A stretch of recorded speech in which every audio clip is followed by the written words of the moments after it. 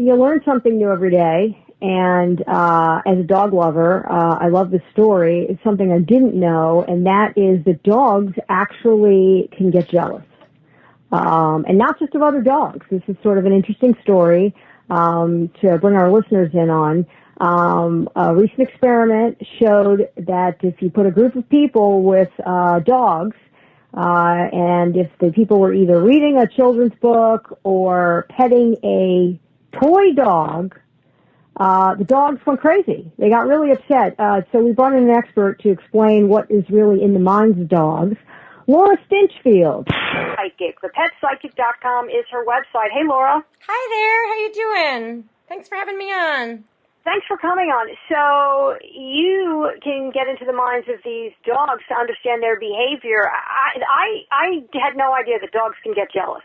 Yes. You know, I have a little problem with that study because I'm not sure if those dogs were jealous or if they were confused or fearful or protective of the inanimate objects. So, but I do believe that animals can get jealous and dogs can get jealous. And why is that? So I believe that they get jealous because they have low self-esteem and they have low confidence. And also that they're maybe even that their people are teaching them to be needy. A lot of people get so involved in their pets and they need their pets with them all the time. And then when you bring a third person or another animal into the mix, then it breaks that bond and it can make the animals a little bit nervous. So they get jealous. Hey Laura, low self-esteem, low confidence, something we all go through at points in our lives. We're talking about maybe when the dog goes to the dog park and sees another dog that's in better shape. Maybe the other dogs have better coats, better fur. Is that the kind of thing we're talking about? No, why but that's they feel that way? It's a great question.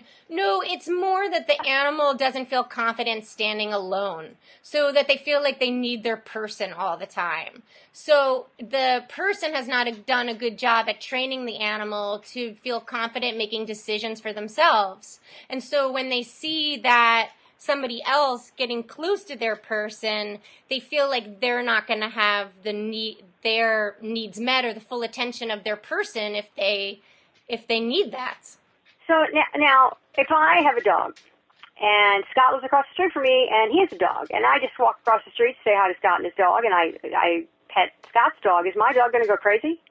Well, I should hope not. I mean, I should hope that your dog is confident enough to feel comfortable with you petting another dog. I mean, it's sort of the same as people in relationships, and you know why do some people get jealous? It's the same type of reasoning. Jealousy can be very gay. So as a pet psychic, what do you do?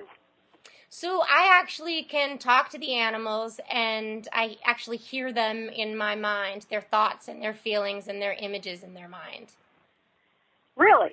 I do, yes. All types of dogs? All types of dogs, cats, horses, birds. And so people call me for all different types of reasons. You know, their behavioral problems, aggression, cats peeing outside the litter box. Vets call me to help them diagnose issues if they can't figure out where the pain is or how they're feeling with a different medication. Have you always been a pet psychic? I have. Ever since I was a kid, I always knew what the animals were thinking and feeling, but I didn't realize that I was any different than other people. I thought that everybody just could look at animals and knew what they were thinking and feeling. It wasn't until I was in my early 20s and I started to study animal training where my instructor started to tell me, oh, you have something different with the animals. They come along faster with you. They react differently with you. What are you doing? And so then I started to study it. But I believe that anyone who's close to their animal is talking to their animal all the time. I mean, oftentimes our animals can come up to us and then all of a sudden you'll say, oh, do you need some water? And we think that we're coming up with it when actually the animal has told us, hey, I'm thirsty. Can you get me some water? Or when the dog tells you that they want filet mignon, which is what my dog does all the time. Exactly. Or is there something in particular that comes up often when you hear the dog voices as far as what the dog, like the dog condition? You know, we have the human condition. We all want love and everything. But is there something dogs in particular want a lot of, do they want more Jay-Z music? Do they, what's a typical thing? Do they want more love? Do they want to be pet more? Do they want to be able to not be your woken dog, up in the middle of apparently. sleep?